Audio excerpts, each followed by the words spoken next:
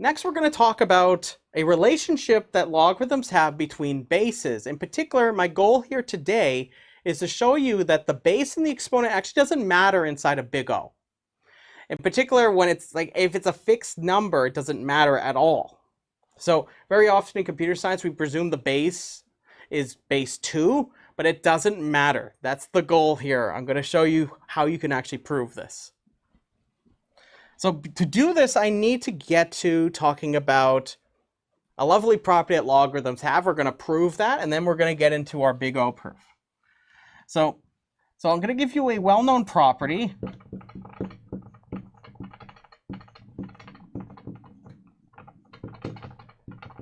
That R got really excited. A well-known property. It's called the change of base formula. The change of base, the change of base. And it works like this. And I'm going to assume that you're using valid bases for the logarithm. So for example, previously we discussed how 1 isn't a valid base for a logarithm. So if I give you log base A of x, this is the same as writing log base B of x divided by log base B of A. So using this formula, you can always convert from one base to another base.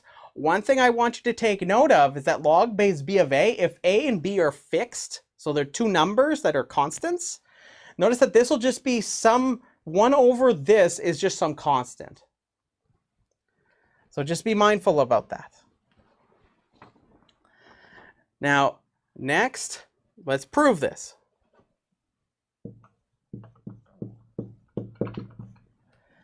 So we're going to use the definition of a logarithm. So just something helpful for us to remember is that if I give you something like log base A of x, so just keep in mind that log base A of x, suppose this is equal to y.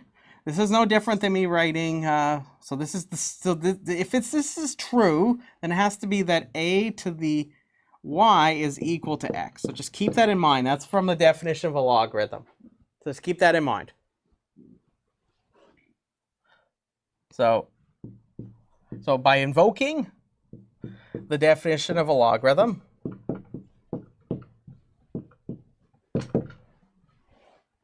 if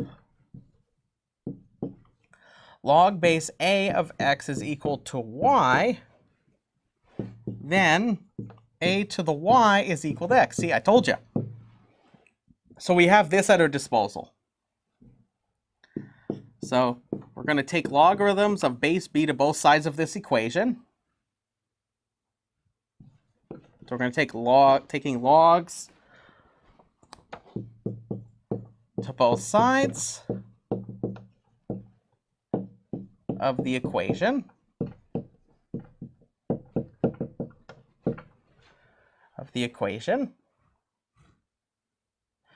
Equation A to the y is equal to x. That means that log base b of A to the y is equal to log base b of x. So next I'm going to use the power rule or power law of logarithms. Next, by the power rule of logarithms, we have that log base b of A to the y is equal to y log base b of A. So we get the following. So now watch this. Watch this. This is going to be me like the magician revealing the bunny out of the hat. So watch this. So that means that so I'm just going to kind of recap all of this. Log base b of A to the y is equal to log base b of x, which is no different than me writing. So this is an if and only if. It's a bidirectional. It's the same thing as me writing if and only if for our discussion. If and only if y log base b of a, because remember I'm just applying the power rule, is equal to log base b of x, right? But here's the thing. What's y? It's log base a of x, right?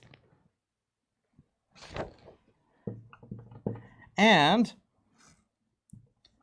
we know y is equal to log base a of x, implying the following. Implying that log base a of x times log base b of a is equal to log base b of x.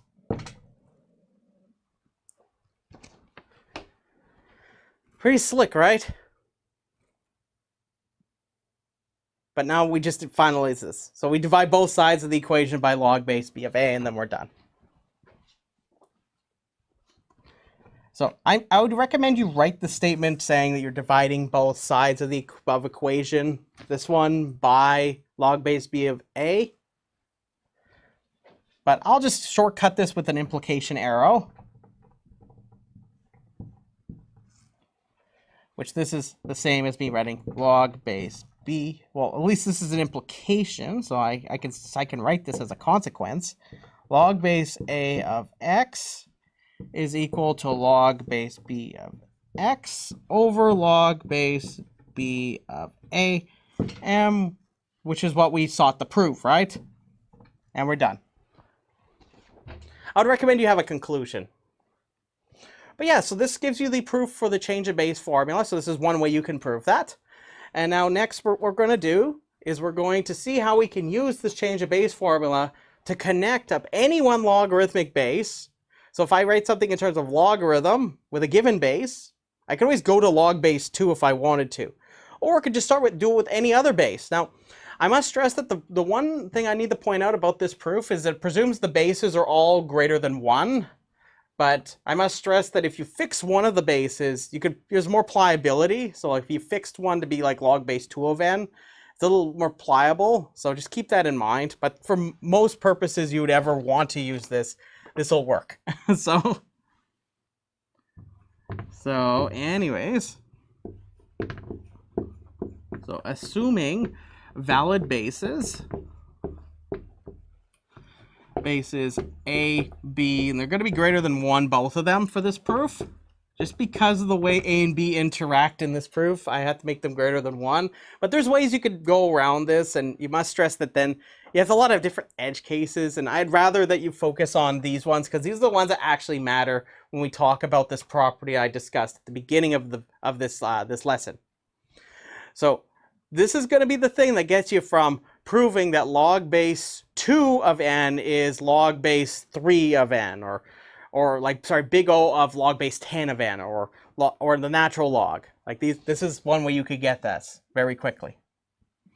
So we're going to prove that log base A of n is big O of log base B of n. And it's all based around the fact that, like what we observed earlier, that what it does is it creates a multiplicative constant that I can use. So that change of base formula is going to be our best friend for doing this. So as per usual, I need to lay out the game plan.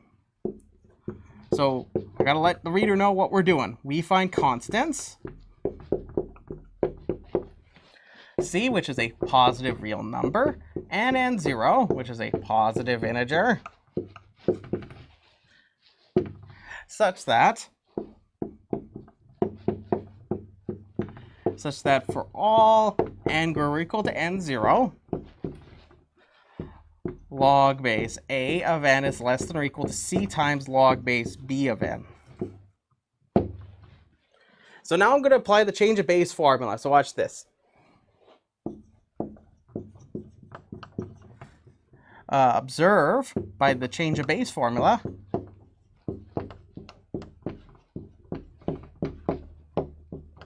the change of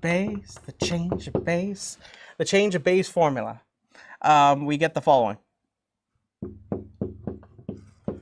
That log base A of n is equal to log base B of n over log base B of A.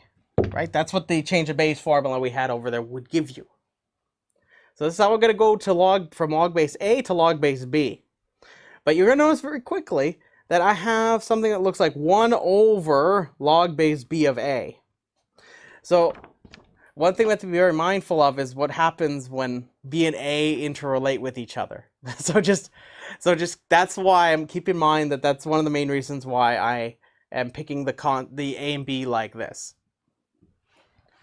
But I'll let you think about it. If you have any ideas, let me know. So what I'm going to do is I'm going to pick C to be equal to 1 over log base B of A. So ideally I would like to just put this as a multiplicative constant, then I just get this, right? I'm just trying to make it look a lot like the left-hand side is like the right-hand side. So I picked C like this, then notice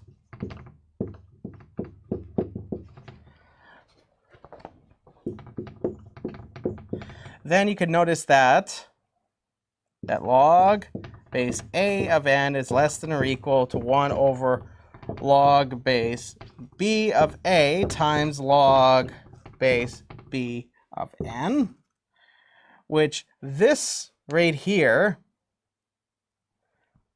is just simply equal to this, right? It's just the ratio of these two things. Log base B of n over log base B of A, right? That's what this means.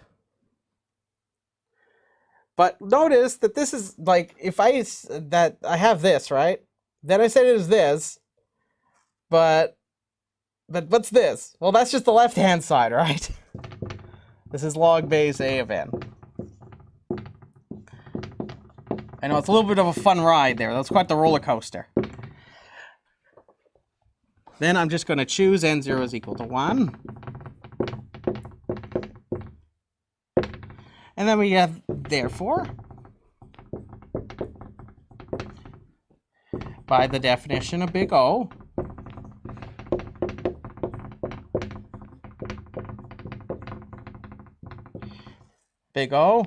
log base A of n is big O of log base B of n.